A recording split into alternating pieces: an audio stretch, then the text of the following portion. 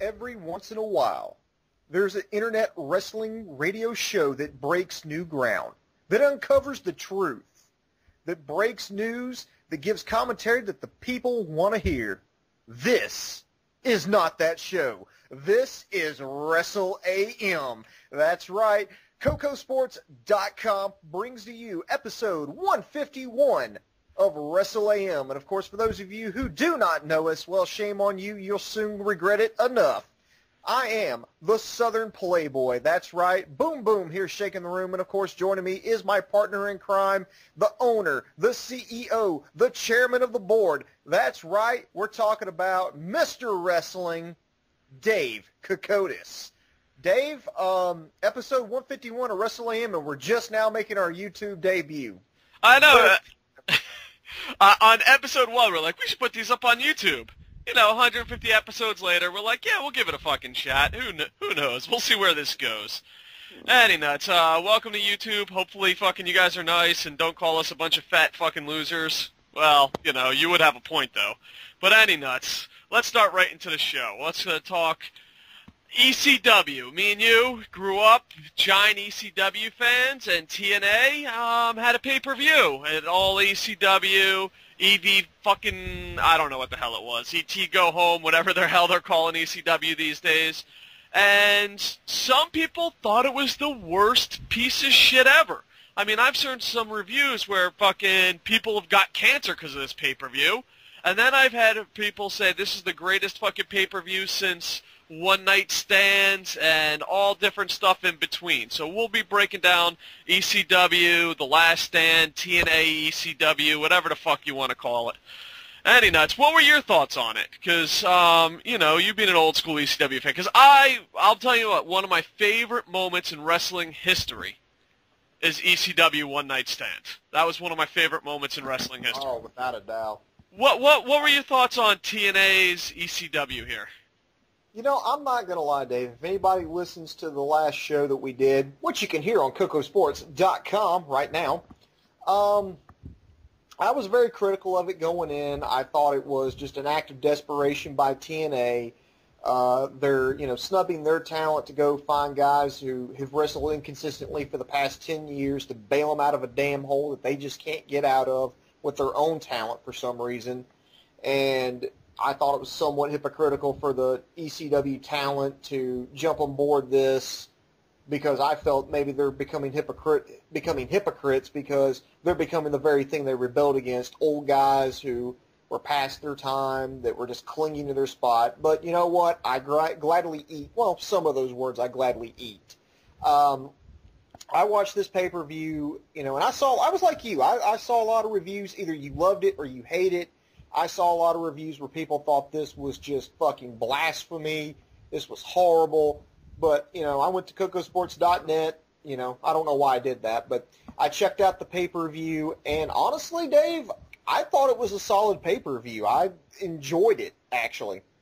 I think, you know, if you're comparing this versus One Night Stand, you're insane. One Night Stand was effing amazing, and probably, in my opinion, one of the greatest pay-per-views ever put on, you know, ever. It's just, I just remember how excited I was during the pre-show. I remember how, dude, it was probably the last time I've marked out, you know? It was the last time that I was actually excited for a wrestling event. I was more excited to watch ECW One Night Stands on pay-per-view than I was seeing WrestleMania 24 live.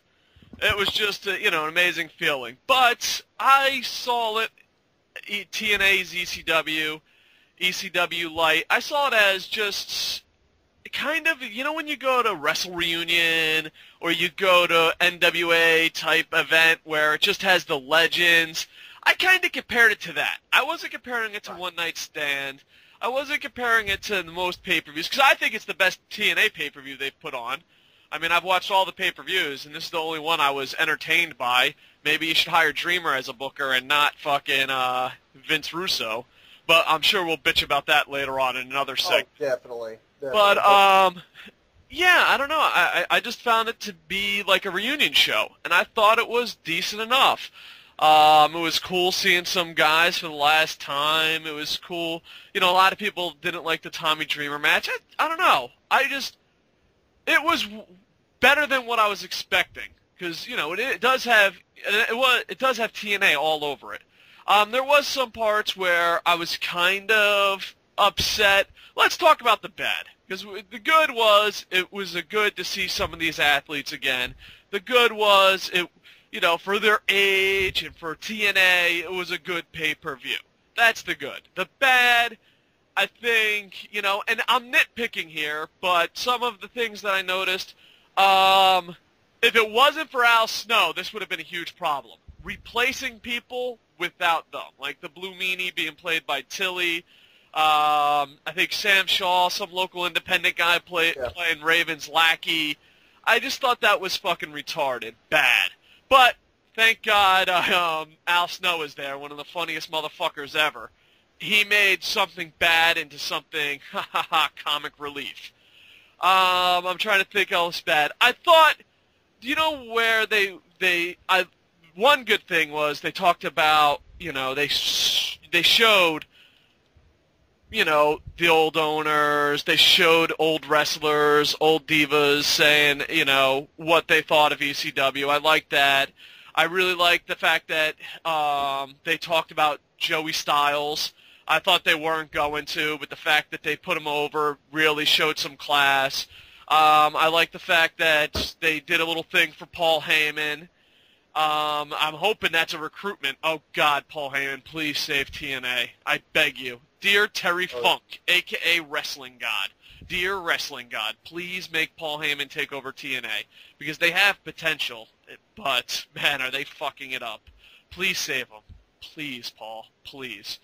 But besides that, the one thing I didn't like and I thought was a slap to the face was when they said, you remember One Night Stand, and they wow, let's talk about all the wrestlers that passed away, and they had a vignette and videos. Granted, I know they didn't have videos, so TNA was a little behind the eight ball, and they couldn't do it. But that message for the fallen, I guess, ECW Warriors was such a slap in the face. And it was just one word. And did anyone fucking proofread that message? Anyone proofread that message? And I don't know, maybe I'm overreacting.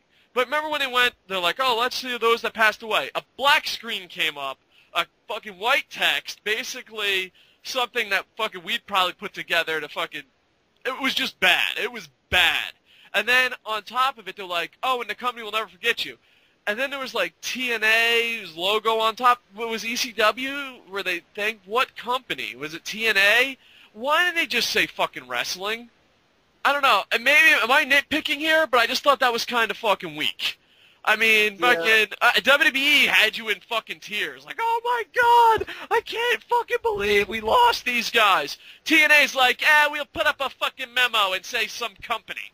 I mean, what fucking company? Coca-Cola? I don't know you can't say ECW, but wouldn't it have just been a million times classier coming from TNA just to say fucking wrestling? Or am I overreacting over this? I mean, maybe this is such a little bit of news, little piece of the show, but I actually thought that was the worst part of the show. I was actually fucking kind of insulted, because, you get to meet these guys. Bam Bam Bigelow, Mike Awesome. You get to fucking meet these guys, and you're just like, man, these guys changed the way fucking pro wrestling has been done. ECW and all those that passed away. And you're like, I don't know.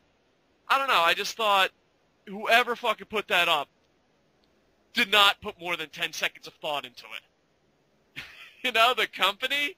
I mean, yeah, Dave, you're having another ADD moment here. But right. I know what you're saying.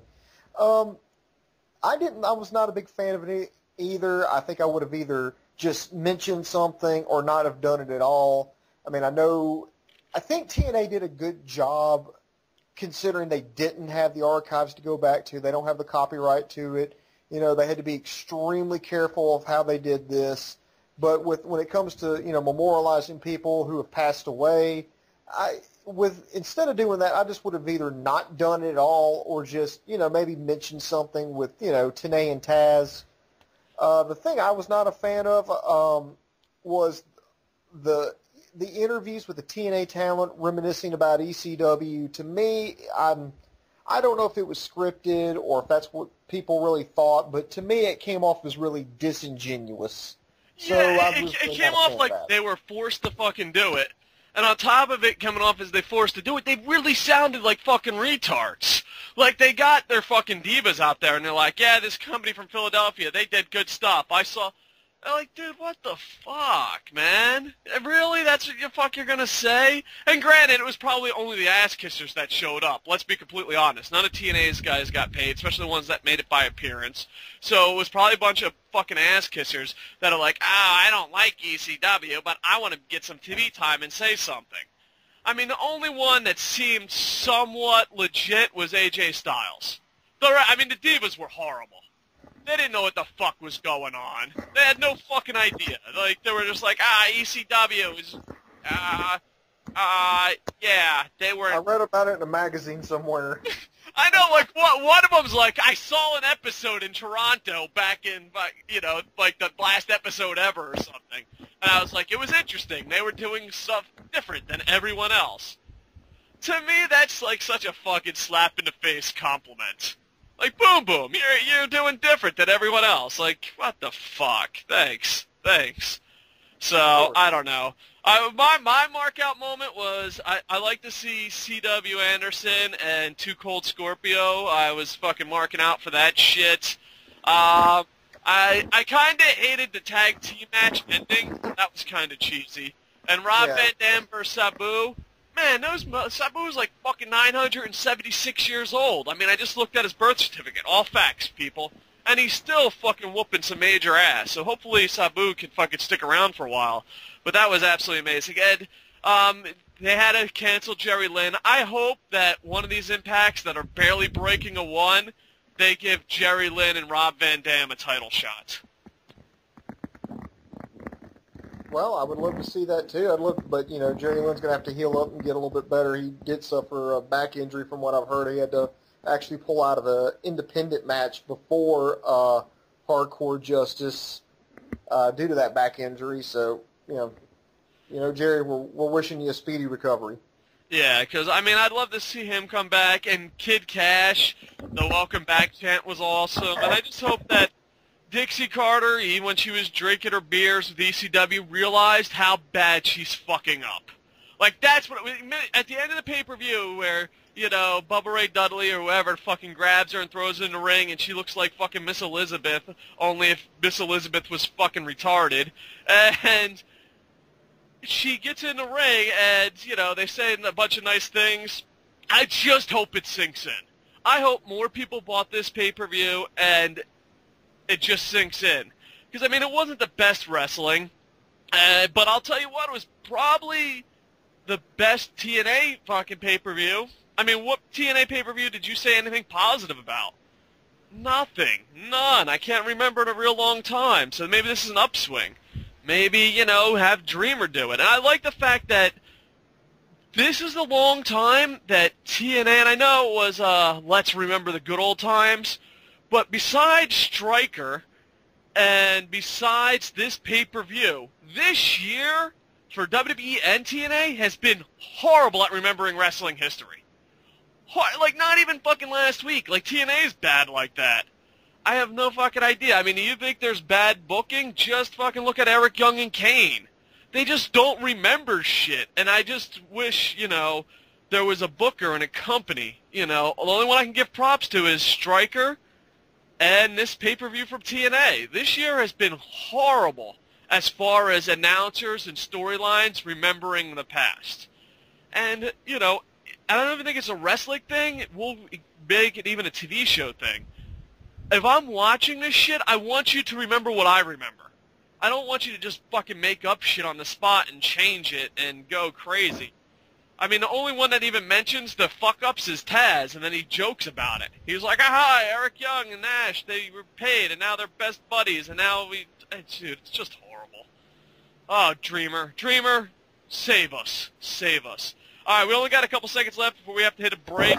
I know you said ECW is hypocritical. Now there's rumors that it's EV 2.7 is staying around a little past the pay-per-view. Do you hold that against ECW as the old guys holding on to their spot? You know what, Dave? I'll tell you about that, and we'll even look at the pay-per-view coming up right after the break.